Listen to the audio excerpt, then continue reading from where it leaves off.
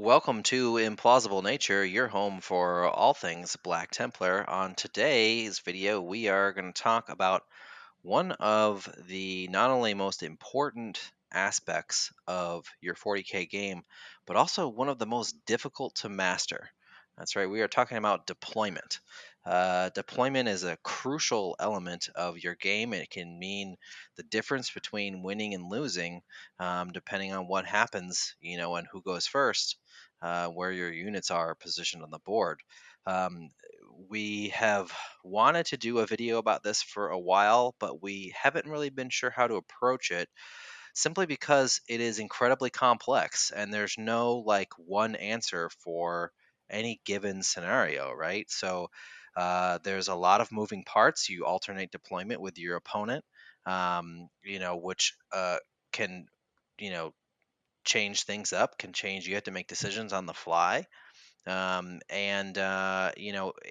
it's one of those things that it's very difficult to just generically talk about deployment. So since I recently had my 40K weekend up in the mountains, I took a bunch of pictures. I made sure I took pictures of deployment, both my deployment zone, the board, and my opponent's deployment zone.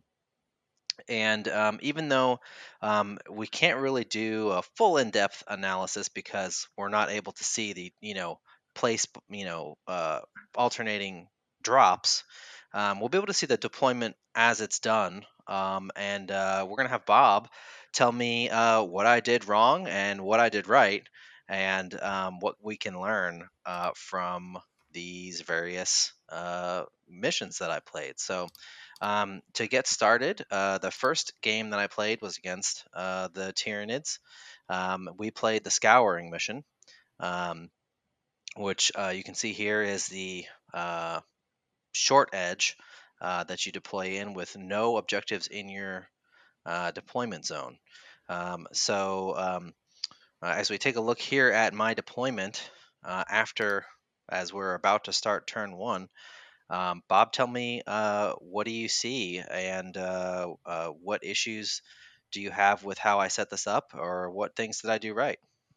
All right. So first things first is we got to talk about our secondaries here. If I remember correctly, it's you picked Oath, the Moments, Stranglehold, and then I believe you said Abhor the Witch Abhor the on this one. witch. Yeah. So when you're going into the deployment, you kind of need to know what's going on as far as your secondaries, because that matters, right, in how you Yep. deploy. So in this first picture, you can see Alex's deployment. He has the red dice across the board to kind of give the deployment zone there. You can see that there's several line of sight blocking pieces of terrain and some ruins that also obscure for that. There is some gray models here that aren't painted, but right there in that Sorry, guys. off left of center, you have Sword Brethren, Apothecary to the left there, and you also have Eradicators, and then to the The left the of foot chaplain oh, is in and there you have as Foot well. Chaplain, Yep. and then you also have Centurions Yep. right up there. Now, above the Centurions that are base coated, you have the Infiltrators, Yep. and then there is Assault Intercessors in the middle of the board behind the crates, and then Mm-hmm. you have Assault Intercessors behind the ruins there. Yep. Now, at first glance, it looks like if you're looking at the whole board, and we'll flash the different pictures so you'll kind of see. Um, and again, like Alex mentioned, I can't see the alternating drops on these. So one things get deployed, I'm not able to see if his opponent counter deploys, that type of thing. But looking at this board, seeing that there is a decent amount of open space in the middle of the board, this board makes me feel like I want to hide as much as possible. Obviously, you don't know who's going to be going first when you deploy. It's a roll off, right? And I Yep. believe you ended up getting the first I turn on this did. one. Yeah, I didn't want it, but it actually worked out for me pretty well. I had really good target priority in the first turn. You can see here on the full board shot those two Carnifexes that are sideways along the edge of his deployment zone. I focused fire on both of them and blew them both off the board, which was a huge blow to him first turn. Um, so yeah, I definitely made the most of my first turn. Um, as far as shooting goes. All right, so I do have some comments on the deployment itself. So one of the things that is kind of important for our list, in my opinion. There's others out there, different discords and online that would say otherwise. But I think Phobos, at least one unit of Phobos, is critically important to be able to establish control of either the center or your objectives outside your deployment zone.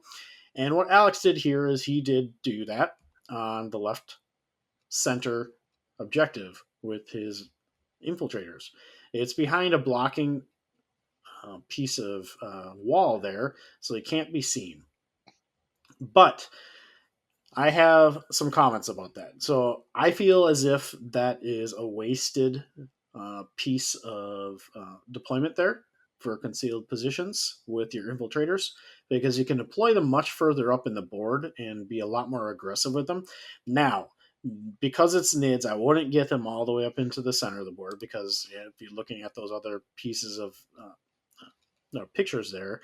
He's got Carnifexes, he's got the Flyrant, he's got a bunch of things that can get to that center of the board real quickly. So you don't want to just let them die. However, with that being said, if you look at his right flank, there's also a rune right there that he could deploy on, just edging the one of those bases onto the edge, getting it deployed more towards the center behind that rune. And if you look at the overall board state, he doesn't his opponent is not going to get line of sight on those guys, or at least be able to charge within them. He does have those warriors, but they're all close combat armed, so they would have to get across that and get a charge, a fairly large charge range off on that to be able to claim that. The reason why I say I would probably do that is because the way the deployment is, you can get your assault intercessors right up to that line and be able to hide them in a rune or use advancing, because they don't have any weapons of note that really are important for you to shoot with. So you can advance them and still get on that left objective very easily without having to use concealed positions for those infiltrators to capture that left objective. Good point. Yeah, I think with the uh, infiltrators, I was a little nervous about putting them up further up the board, simply because I knew the new NIDs are pretty scary, especially in close combat, and I was afraid of them just getting pasted first turn without really achieving anything for me. So that's why I kind of just put them on that objective out of line of sight where they sat for most of the game. One thing to note, I did, you'll notice, deploy them uh, a little bit off the edge of that corner of that ruin to make sure that they could not be charged from the other side of the ruin. Yep. And that's going to be kind of important. So the theme of deployment in general, speaking, especially in the meta nowadays, is you want to hide as much as you can. So the reason why I suggested the infiltrators be moved, and those are typically one of the Phobos are going to be usually one of the first things that you're deploying, so that you can consolidate your forces onto those objectives before any potential opponent deployments are getting put up there, because they may also have concealed positions as well, right? Yeah. You want to make sure that you get there before them so they can't deploy within that 9 inches. But the reason why I mention that is you want to hide, right? So you want to be able to get as much behind that line of sight blocking piece of terrain as you can, while where they're deployed is not going to impact where you deploy other things. You do want to utilize that moving towards the board. Now, if there's something there, you're not going to be able to move through them, so your centurions can't just advance right through that wall and get to the Mm. other side when it's your turn, because they're blocking you. Yeah. So that's one thing to note. Also, you have a very nice piece of terrain sitting right there in those blue crates, and you're using it on your assault intercessors. Yeah. Well, my plan for them was to run over to that other objective on first turn, which I ended up not doing because I advanced the ones behind the ruin so far that I think they rolled a 5 or a 6 that I was able to get them in range of um, that objective. Um, so um, so yeah, it was. I sort of tag teamed that objective with 2 assault intercessors, which I realized later on that was a mistake. Um, but um, but yeah, probably a different unit would have been a better option there. Yeah, I honestly would probably have stacked your Redemptor Dreadnoughts behind it Yeah. instead of having your assault intercessors there, and then have your captain. It looks like a captain down there Yep. nearby as Marshall. well. Because if you're looking at it straight on, you're not going to have line of sight to it because it looks like it's tall enough to block that, and you can have them right at behind each other Yeah. and have that line of sight. And if you do get the first turn, all it would take was just a simple wrap around to the side Yep. to be able to get the line of sight that you ended up having anyway in first turn. In addition, you could have potentially had an even better shot at some of those warriors, in my opinion, uh, Hmm. behind them, which you may not have had that first turn. I'm not sure if you did or not, but it looks like that might have been a tough shot if you had done that um, with the current deployment.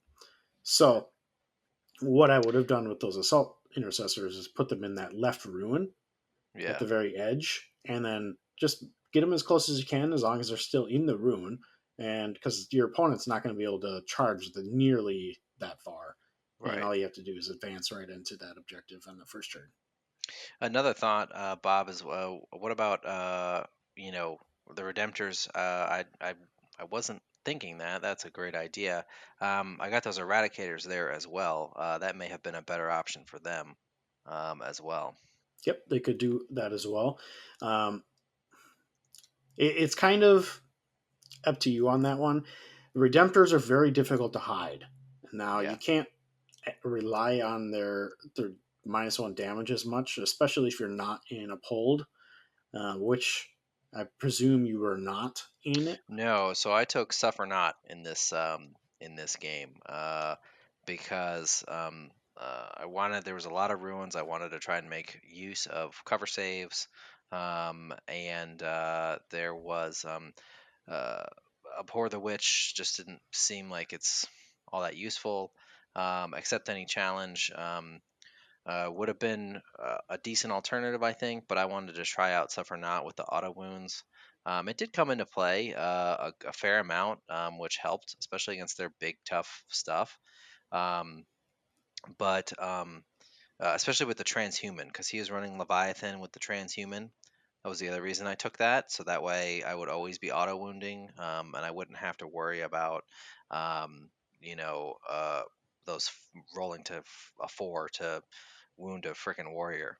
Um, so, um, so yeah, I will say that largely the passion did not come into play. There was one time where I was trying to heal my captain.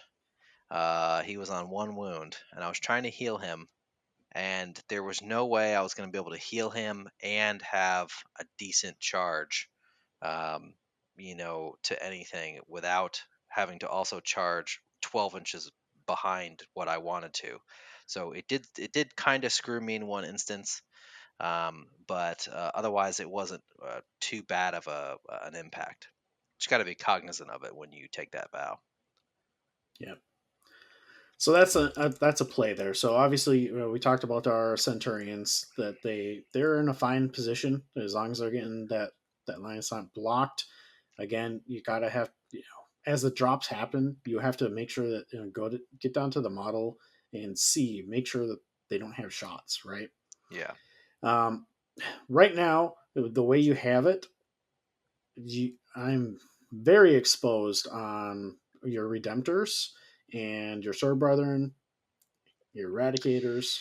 So, to a point of note here, we decided that we were going to play these ruin bits here. So you see the one solid wall, and there's one on each side. These little extension pieces out to the side, because of some of the lines of fire on this board, we decided to play those as an extension of the obscuring ruins there. So, like the Eradicators and the Centurions are actually obscured by that piece there. That was something Okay. we agreed upon pre-game for both those two pieces out there in the middle. Okay. So that helps a little bit there. Yeah, yeah, they were basically obscured turn one, which was why I stuck them there. They look like they're out in the open, and normally they would be, but because of the lines of fire and how the table was shaping up based on this deployment, we were like, we need a little bit more. Let's go ahead and do that. So that's what we did. Okay. So my next question to you is, what was your plan to maintain stranglehold and get to the center? So, uh, that's a good question. um, I this was to preface this. This was my first game in a long time, so I was pretty rusty, and I was also playing, a top tier meta army, as well. So, you know, it was a bit nerve wracking. I think my plan was, um, push the Centurions to the center, hold the center with them, follow up with the Redemptors, try to kill anything else with the Sword Brethren, and then shoot stuff obviously with the Redemptors and the Eradicators, and then hold the back object, the side objectives, with my troops. I think that was my overall plan, and for the most part, it more or less worked. I did lose this game 77-50. But he scored most of those points, most of that point gap on turn five when he had more or less wiped me out. We were almost dead even the entire game. So I feel like I played pretty well in that regard. The Centurions did pretty much hold the center until that big block of warriors came over and nearly wiped them out. Um, so eh, my initial plan, kind of the biggest thing that screwed me, well, not screwed me necessarily, but that maybe was a misplay on my part, is the Sword Brethren got pretty decimated. Um, but they did stifle a really important psychic phase for him, where the -2 and the perils basically made it so that nothing went off that turn, and I denied the one thing that did go off, or maybe it didn't. I don't even think he actually got anything off that turn, which helped a lot. That was like multiple smites that would have gone off, and another ability that would have been really nasty. So I forget which one it was. So, Gotcha. So overall, when I'm looking at the deployment zone here, it's not bad. There's a few things I would change. As I mentioned, the Redemptors probably would have been the first thing I changed mhm, because the Redemptors in the back, while they have their range on the plasma, they're not going to have range on the other guns, which right. is part of the reason why we have them. Close combat capabilities, much longer to get through that. Plus, you have to navigate through all the bodies of the Hmm. Marines there. Plus, you can't go through ruins to get them to where they need to go because they can't go through ruins, not breach. So I would much rather have them much closer. They would have been get those guns in range right away, as well as being a legitimate close combat threat or deterrent potentially to your opponent. He has those warriors off to that his left flank, your right flank, and you don't have much to really hold that right objective there. Yeah, So yeah. that's Then that was definitely a problem for me. Was that right objective? that's something that I probably would have just having those redemptors there would have protected both your middle and your right flank by being able to adjust as necessary to be able to get to the center or to the right if you needed to. Yeah. to contest or take. Now you can see on his right flank, he doesn't have much, Yeah. and which is a decent play on your side. You do have a bunch of stuff on that side, but I would have probably pressured his right flank there to try and force the rest of his army to fold back in on itself to try and to to get that objective back from you. Yeah. With the infiltrators. Yeah. Yeah. So you have one of those things where his fly rent is on his left side. His big dangerous stuff, his close combat stuff, are way on the right, his left side there, and you have more of the shooting stuff on the right side, which Yeah. is if you get some good shooting phases off on him, especially having the first turn, you can cripple that side of the board for him. Um, but overall, it's not a bad deployment. You basically got everything hidden. I just would have made a couple of changes there to get Yeah. the more optimal shooting, as Yeah, and well I think as that may have changed the course of the game too. Obviously, I rolled first turn. The Redemptors still would have blown the because it was largely the Redemptors and a little bit, I think, of the Eradicators that took out the two Carnifexes. That still would have happened, but now the Redemptors would have been at the forefront in position to use their other guns, um, and take the brunt of the assault, his initial assault, while the rest of the units move up.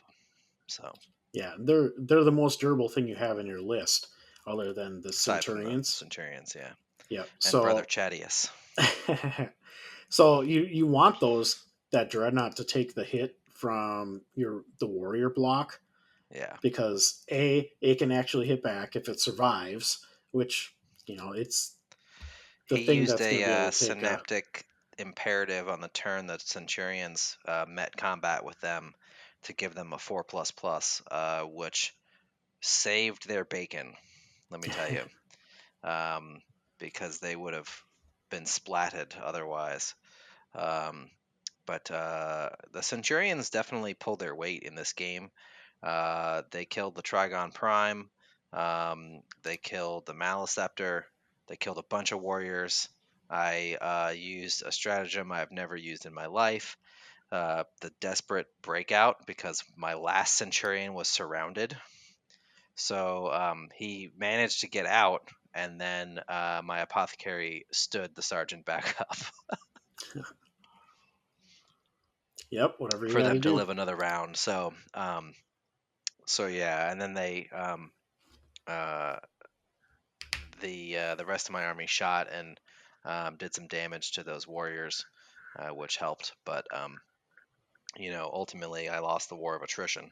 That Flyer is gross. So Yep. he picked up several units just by himself, um, which was tough. But yeah, I think definitely some great suggestions. I will keep things like that in mind for the future.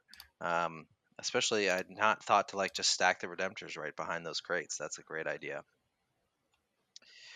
So, moving on to the second game.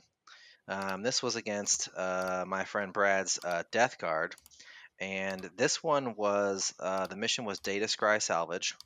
Um, you'll see here the board is pretty open. We actually rearranged this table after our game, but with both of us being largely mid-range armies, I had more range than he did, but there's not a ton of terrain on this. That's pretty wide open. So I was like, you know what? I don't care about terrain. I'm taking up hold anyway.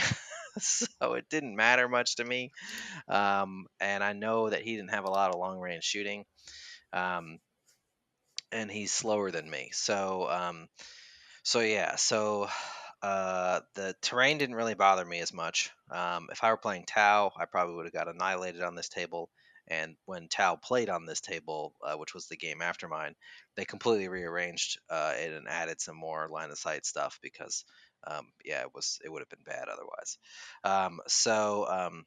In any case, for secondaries, I took Oath, Stranglehold, and Banners on this one.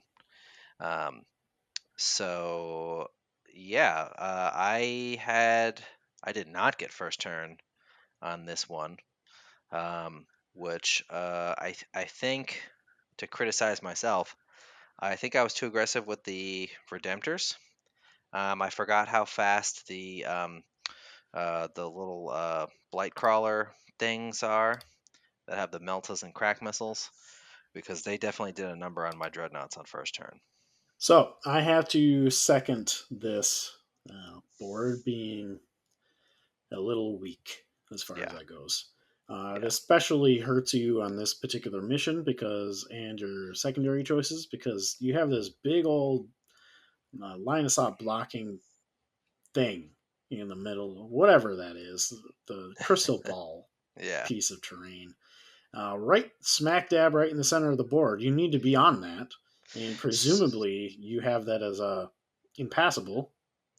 Yeah, so we were able to climb the rocks. If you look to the left of it, there's a little yellow barrel. This table is actually a 4x6 table. So the tree line out to the right here is actually the edge of the board. So the center of the board is actually this little yellow barrel on the very edge Uh, of this thing. okay. So I had to be right up against that to be within 6, which was definitely a struggle at times. So I think probably my biggest mistake in this game, which I won this game, I forget the score.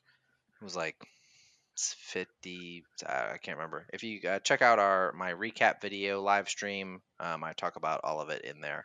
Um, but my biggest mistake, at least as far as the game goes, was I left just enough space over here in my deployment zone, right about where the Sword Brethren are here in this deployment picture, for him to squeeze in his 2 units of 3 Death Shroud on Deep Strike. So they were able to move over to my rear objective, which meant I had to pull my sword brethren back from the middle of the table to go kill them, which left my centurions unsupported, which ultimately caused their death. Um, However, I scored enough points and focused on the objectives, um, to the point where I had a big enough lead that, even though he killed a good chunk of my army by the end of the game, I was able to score more points than him. But to the deployment, what do you think? All right. So I was going to mention it. He must have had some stuff in uh, reserves, because that's not much on his board. Yeah. So obviously you'd have to declare your reserves and deep strikes in deployment. So knowing that he was going to be putting some stuff into deep strike, I would have been much more uh, space consuming, so to speak, with my Yeah. units. Where you're pushed up right up against the deployment edge, he has that all that back edge where he can fit that stuff in. It looks like you have.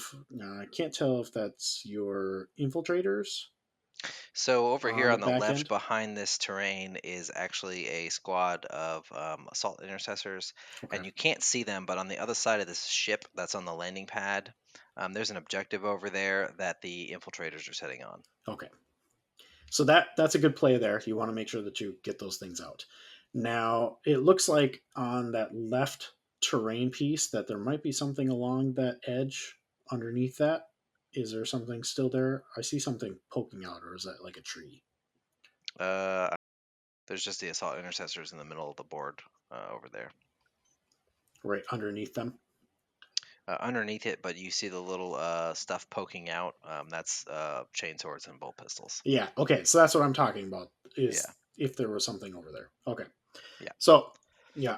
So what I would honestly, and maybe this is just me, my personal opinion is I want to try and have two flanks. So usually I'll have a little bit offset, so I'll have a heavier set flank and then a little bit less, so it's more of like a 60-40 deployment, and then I shift things to the middle as necessary.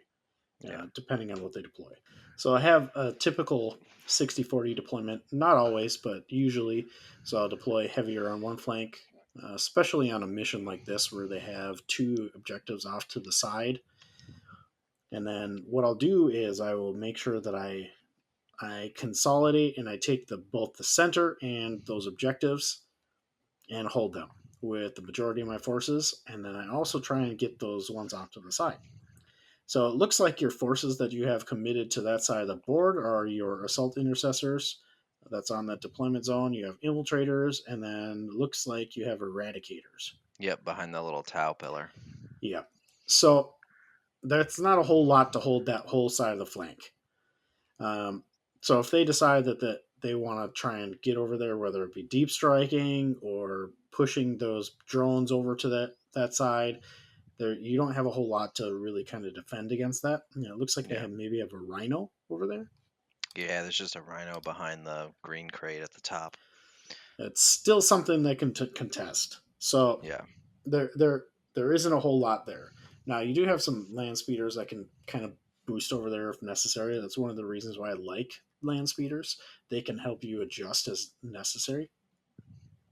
But you talked about being aggressive with your redemptors. Presumably, you marched them right up to that objective right there and Yep. went to town. Uh, I would have tried to hide them a little bit more, possibly, because you said you did not get the first turn. I did not. Yeah, What really did the most damage to them was those two blight drones. haulers, whatever they're called. Yeah. Um, they I forgot that they can move 10 inches. So they moved from over there to like be in range to shoot my Redemptor's turn one, which I was not expecting them to move that fast. I had forgotten about that. So that was definitely a mistake on my part. I Yeah, probably, if I had remembered that, I probably would have put the Redemptors maybe back behind the Sword Brethren. yeah. And honestly, I would flip flop your redemptors and your sword brother, give them kind of a clear, uh, Clearer path. yeah, Yeah. to that objective, and I would just would have honestly straight for it and dare them to come at you, because honestly, when you get down to it, he's got a bunch of infantry. Looks like those are the Terminators as Blight well. Lords. Yeah, he had a Yep. 10-man squad of Blight Lords, a bunch of characters, like three characters, including the Demon Prince, and then a couple Plague Marines in squads in each Rhino, and then the Death Shrouds were in Deep Strike Reserve. Yeah. So he probably advanced to get there, um, but I don't believe those are obsec. I Which could be ones? wrong. The the Terminators. They are now. They are okay. Yeah, so are So Death Shroud, which is such a huge buff for them.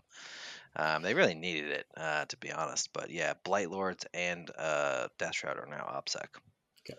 So I still would have got make sure you get your sword brethren right there because they're going to advance to that objective.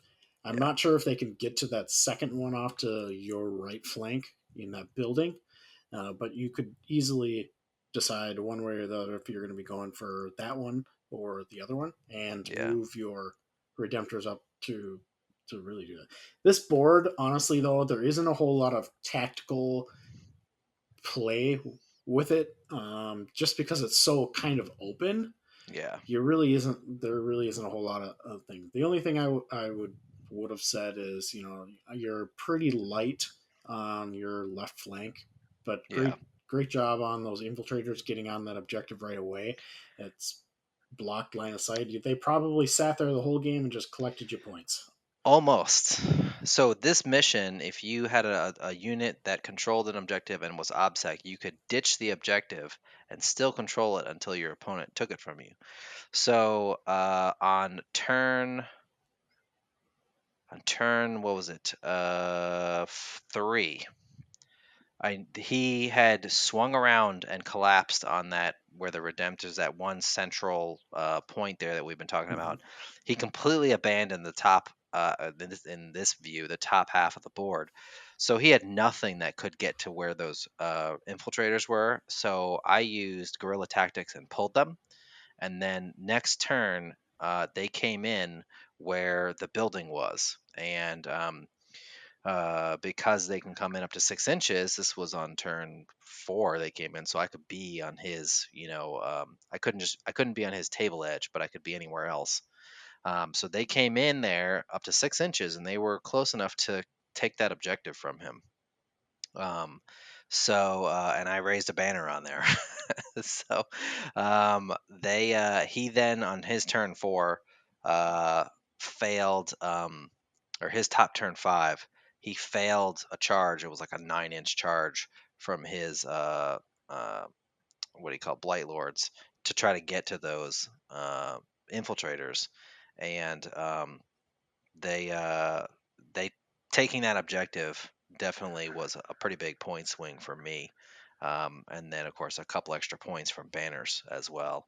So that was a clutch move, being able to do that. And I started thinking about that. I was like, well, they can do guerrilla tactics. I was like, but where would I put him? I'm like, ooh, over here. I was like, I bet he forgot about that objective, and because he had walked away from it because we could in this mission. So I snuck up on him and took it. That was the first time I used that strat. I actually really like it now. Yep. And this is one of those missions that, the Black Templar play to very well, just because of how durable. Now, if you're using Uphold and or getting Armor of Contempt, we're Yeah, insanely durable. We have a lot of tools to be able to survive, holding the different objectives. And there's honestly, on your first turn, you could potentially be holding the center and 5 objectives on this board, the way it's set yeah. up So with proper yeah, deployment. the Sword Brethren moved extraordinarily fast. I had swapped out a couple of things from my previous. This was essentially the same list as the previous game, except I dropped the Chief Apothecary and converted the regular chaplain I had, foot chaplain, into Grimaldus for this list to try it out and see how it played. And I took Fervent Acclamation on Grimaldus for this list. And so I gave the Sword Brethren Abhor the Witch turn 1. So, and then they rolled a 5 on their advance. So they went 14 inches on turn 1. They were on the center on turn 1. And I was gonna sort of hold them there for a turn or two before moving in behind the Centurions to support. But then he got his Blight Lord, or his Death Shroud. He snuck them in there, and I was like, well, shit, I gotta go back. So that kind of opened up um, the board for him to collapse on the Centurions. Both Redemptors were dead by that point. So yeah, so lessons learned on that. But overall, I think the game went well, and I feel like, given the circumstances of the board, the vow choice was correct, because who cares about terrain when there hardly is any, right? So yeah. Um, that was game 2. So as we are looking at game 3, so this was against guard, and we played. What mission was it? I believe it was recover the relics. And in this mission, I took Oath of Moment, Stranglehold, and raise banners. After my success with it in the previous game, I scored a lot of points on raise banners.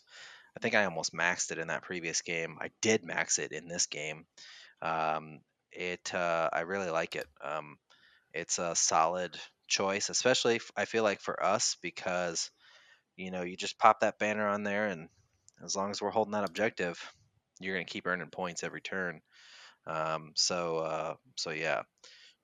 So this was another, just a note, um, this was another board that was, the mat is 4x6.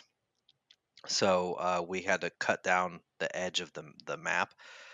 So if you look here at I won deployment, and I also won the roll off to go first. If you look at the full map here, this big tall rock and the rock over here towards my deployment zone that my stuff is behind, in between those is the center of the board. And so I chose that side of the board specifically because I knew that I wanted to get to the center and I didn't want to have to go around that big rock. So that's why I chose that side of the board. So looking at my deployment zone here, Bob, what do you think? So you're a lot more hidden in this particular battle. So I feel like you learned after your first few games that hiding is the way to go. Hiding good.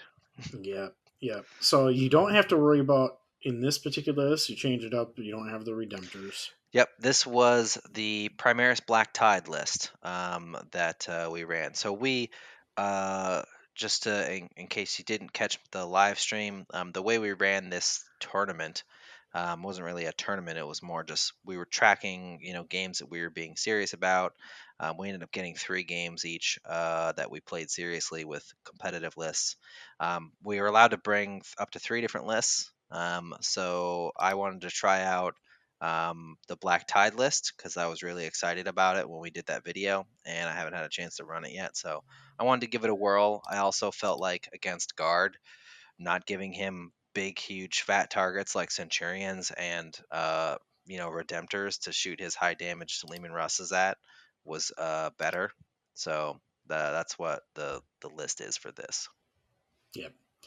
So in this, you hid, which is good. You got two ruins on either side of the big rock there. So you know, obviously infantry can roll through that, no problem. So that's concealing your guys behind the steering. That's important. Uh, he's got a lot of artillery with Hmm. with out of line of sight shooting. It looks like you got at least a couple things. 2 Manticores and a Wyvern Okay, is what he ran but for with a his nerf, for no line of sight shooting. yeah. So, but even with that though, yeah, the minuses are significant. They don't And take them. Remember, guard are exempt. yeah, you're right with that. So, So uh, he was full firing at full effect. yeah, you're correct on that. I forgot about that. So when you're even taking that though, their firepower isn't terribly effective. Yeah, Uh, they're hitting on fours most of the time. so it's Hammer of the not. Emperor is mean. Watch out for Hammer of the Emperor, guys. That ability is really good for guard. You still have to take a lot of infantry for it, and that kind of slights them towards things that are not as good. Um, y- y- their best things are tanks. Um, Yeah, but I mean the so, tanks get it too. So but not in a high volume. that's true. So So when you're looking at your deployment, most of your things right there in the center. So you do have to go around that rock, but you do have two objectives that are pretty much right there and yep, easily had, as well as your home objective that you can yep. park a guy there. So they don't have any I deep raised striking. banners on all 3 of those objectives. Turn 1, and I had first turn on this game. Yeah. So really, honestly, I don't really have any qualms with this deployment because you don't have anything big. Mostly infantry. It looks like you have two troops, one on the left side, one there in the center, and then another troop on the right side Yep, behind behind that that. ruin. My So biggest, and I said this in the live stream, my biggest mistake in this game was not combat squatting the intercessor, the 10-man intercessor, and the sword bros. I should have combat squatted both of them because I ended up having to leave a 10-man crusader squad on my home objective, which was not good. They did nothing all game other than hold that objective and eventually wrap around the wrecked Baneblade there to hold the other objective. I stretched them out so I could run the regular intercessors further up the board to continue shooting their infantry. But yeah, um, I, uh, I think I had starry eyes about using the rapid fire strat, which I never did, and it was honestly it would have been overkill anyway. Um, and I really didn't want to spend the CP on it. But yeah, combat squatting them and putting 5 of those dudes on my home objective would have been a much better option than what I did. And then the sword bros, he focused fire heavily on them and nearly wiped them out um, within like by turn two. They were just about gone. So my characters had to do, and the blade guard um, had to do most of the heavy lifting as far as assault, which there we took a little video which I'm going to post on the channel for you guys of when Helbricht assaulted the conscript blob and killed 15 of them on the charge. That was pretty fun.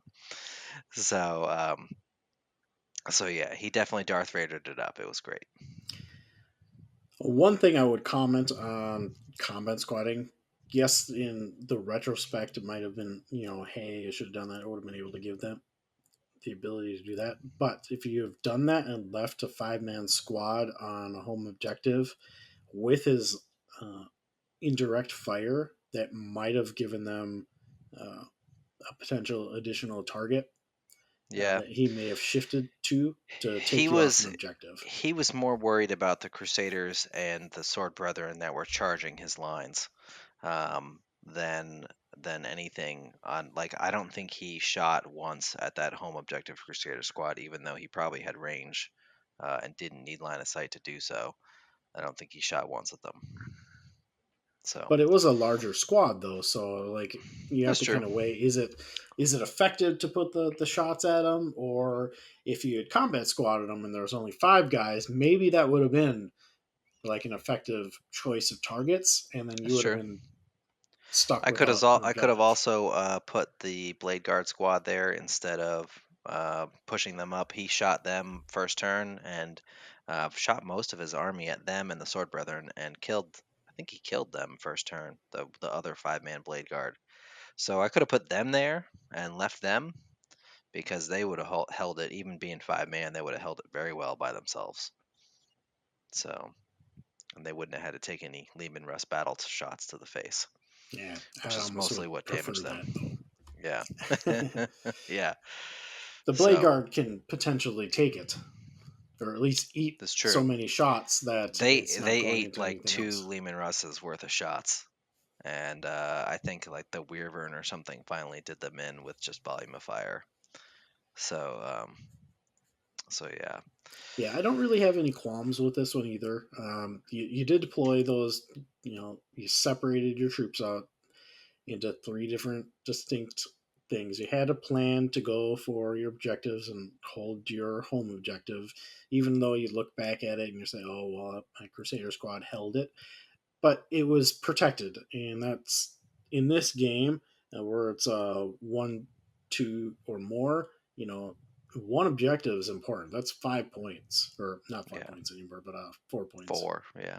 Uh, Yeah, and I mean, I think had I done a little bit, done the combat squatting, honestly, I don't know that it really would have changed the outcome too much, because I won 84-52, so I won pretty handily. I really only missed 6 points because we were playing to 90.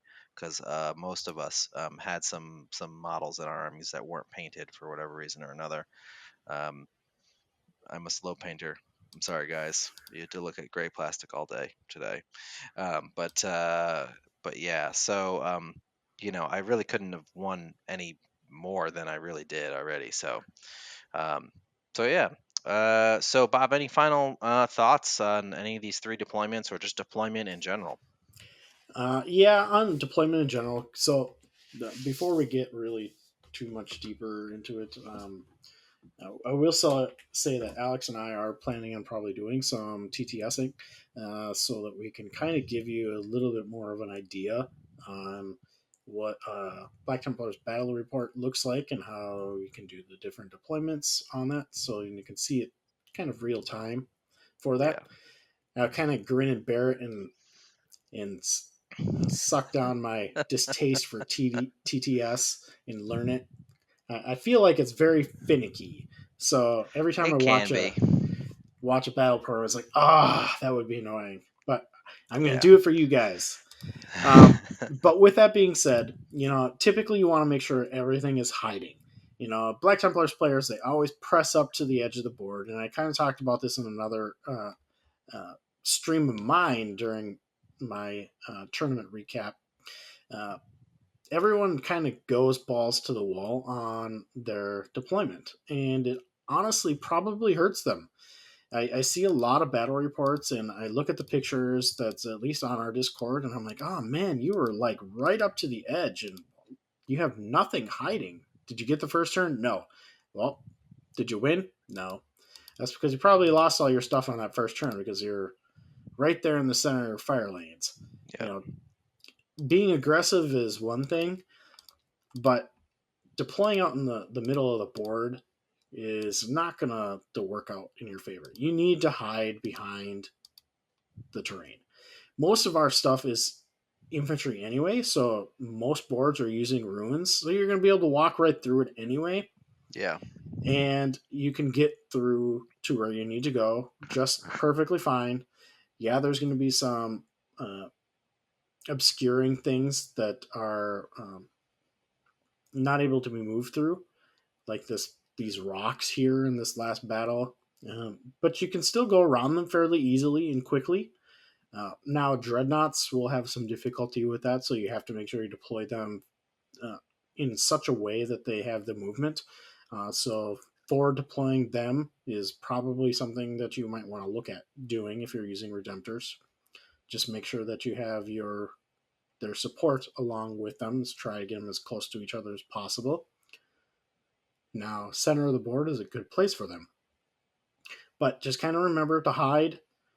You want to have a plan for how you're going to hold your objectives. So for me, right off the bat, I use 3 units of Phobos. I deploy them with concealed positions right off, and I consolidate my three objectives right away. Even if I don't get the first turn, they have to spend time shooting at those targets, which means that they're potentially not shooting at other things, even if I was able to give them a shot. So usually you can deploy, you know, in such a way that you can still hide those Phobos units and or maybe tow just in on that that objective, so you're claiming it. Be tricky with that. You only need like even just a tiny fraction of that base on Yeah. that objective to be able to do it. Um, so you can get just that one guy sitting out. Just maybe just barely out in the open, but the rest of the stuff is in cover. To give yourself some cover if you're not using uphold. There's a lot of little tricks that you can do. And one thing to also note is a lot of tournaments now are using player placed terrain. I talked a lot about that in my tournament, and it's becoming extremely common. I'm going to Bug Eater, and it sounds like they're also going to be doing player placed terrain. And it can be okay with if you do it tactfully and think about what your opponent's doing with it. Most of the tournaments will require that there be a minimum distance between terrain, and you have to alternate the quarters of the board that you're placing it in. So you can hide those objectives that are on your side of the board behind terrain. So if you Yeah. have Phobos, get them, plop them out there. They're in terrain behind things during like that, or set up your deployment zone where you can get maybe an assault intercessor squad to them right away. But you don't want your troop unless you're doing Phobos. You don't want your troops right up front. That's probably not a good thing because then you have to walk through your troops, your more dangerous things to get to where they need to go. So you want your more dangerous stuff up front, if possible. Think about the fire lanes that you're going to be going in, or your opponent potentially can be going in. And then the final piece, Alex touched in on his second game, is deep striking. You need to make sure that you're screening your deployment zone if they have something declared in deep strike. Yeah. So, And I had done a pretty good job. He just managed to find this little triangle where he could fit six Death Shroud. And I mean, like, he had to finagle it. And, like, I had thought I'd done a pretty good job. Um, and I screened out most of it, but I left that one little spot, and it kind of bit me in the butt. I probably would have had a higher score in that game had I not had to worry about that, because my sword brethren, when he collapsed in on where my centurions were, the sword brethren could have come in and absolutely decimated face, because they wiped the floor with the death shrouds when they assaulted them. I think I killed them with the lightning claws and the thunder hammers, and Psalm of the Remorseless. Uh, so um, so yeah, so they definitely punch well above their weight. So had I had them be able to support the Centurions, I probably would have crushed that flank of his, and been able to push into his territory a little easier. So instead of having to run back into my deployment and then back out, which cost me uh, a bunch of time. So, so yeah, screen. Make sure you Yep. screen your deployment. And Sword Brethren are pretty good at that. At least on like initial deployment, they have 40 millimeter bases, so it's pretty easy to do with that. So yeah, S- Circles are your friend if you use smaller units. circles are your friend. So So that's all we have for you today. So hopefully this was helpful for you. Learn from my mistakes, and don't make the same mistakes. Um, and remember, you don't always have to be so super aggressive. That's something I need to work on myself. I tend to play pretty aggressively, and I need to not do that as much. I think if I play a little bit more cagey with certain against certain armies, I would probably do a little bit better. Let us know what you think down in the comments. What do you think of these deployments? How do you deploy? Do you deploy ultra aggressive? Do you find? Let us know if you find these suggestions useful. Also, come check us out on Discord. We have a really active community of folks. We also have a Patreon. If you'd love to support us, we'd love the support. So we really appreciate all of our patrons. So come check that out as well. There's a link down in the description. Until next time, keep on crusading.